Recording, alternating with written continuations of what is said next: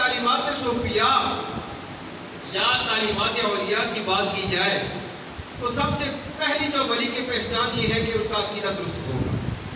اس کا عقیدہ جو ہے وہ کیا ہوگا؟ درست ہوگا. نہ تو وہ کسی نبی کا گستاخ ہوگا، نہ وہ کسی ولی کا گستاخ ہوگا، نہ وہ کسی صحابی کا گستاخ ہوگا. وہ ابو بکر کو بھی مانے گا، عمر فاروق کو بھی مانے گا، عثمان غنی کو بھی مانے گا، حضرت علی کو بھی مانے گا، اور حضرت علی کے ساتھ ساتھ حضرت امیر معاویہ کو بھی ماننے والا ہوگا. اگر کوئی بندہ یہ کہے کہ میں صحابہ کرام کو تو مانتا ہوں لیکن اہل بیت کو نہیں مانتا، وہ بندہ شیطان تو ہو سکتا ہے، رحمان کا بندہ نہیں ہو سکتا. وہ بندہ شیطان تو ہو سکتا ہے، رحمان کا بندہ نہیں ہو سکتا. اگر وہ یہ کہے کہ میرے دل میں اہل بیت کی بڑی محبت ہے لیکن میں صحابہ کرام سے محبت نہیں کرتا، تب بھی وہ بندہ اللہ کا ولی نہیں ہو سکتا.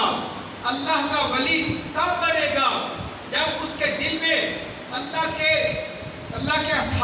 نبی کے اصحاب کی محبت بھی ہوگی، پھر نبی پاک علیہ السلام کی آل کی بھی، آپ کے اہل بیت کی محبت بھی اس کے دل میں آئے گی، تب جا کے وہ بندہ اللہ کا ولی بنے گا.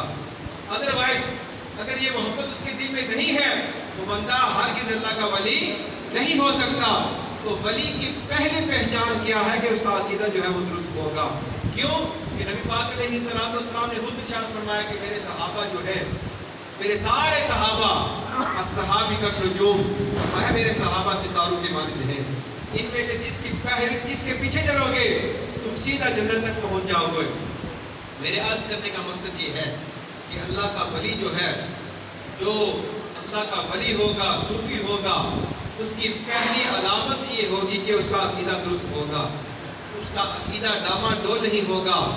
وہ اپنے عقیدے کا برملا اعلان کرے گا اور اس کا عقیدہ اس طرح درست ہوگا کہ وہ دوسروں کے عقیدوں کی بھی اصلاح کرنے والا ہوگا. حضرت عبداللہ عبید اللہ احرار رحمۃ اللہ علیہ، مجدد پاک رحمۃ اللہ علیہ کے مکتوب کو آپ نقل کرتے ہیں، فرماتے ہیں کہ مکتوبات شریف میں مجدد پاک رحمۃ اللہ علیہ نے بڑی پیاری بات لکھی. فرماتے ہیں کہ میرے مردین جو ہیں، میرے متوسلین، میرے محبین، جو مجھ سے محبت کرنے والے ہیں، وہ اگر میرے بارے میں یہ کہیں کہ میرے پیر صاحب نمازی بھی ہیں، پیر صاحب حج بھی کرتے ہیں، روزے بھی رکھتے ہیں، زکوٰۃ بھی دیتے ہیں، ساری عبادات کا ذکر کریں، لیکن آخر میں وہ یہ کہیں کہ میرے پیر صاحب سنی نہیں ہے، کہتے ہیں کہ اس نے مجھے گالی دی ہے. اس بندے نے مجھے کیا کیا؟ اس بندے نے مجھے گالی دی.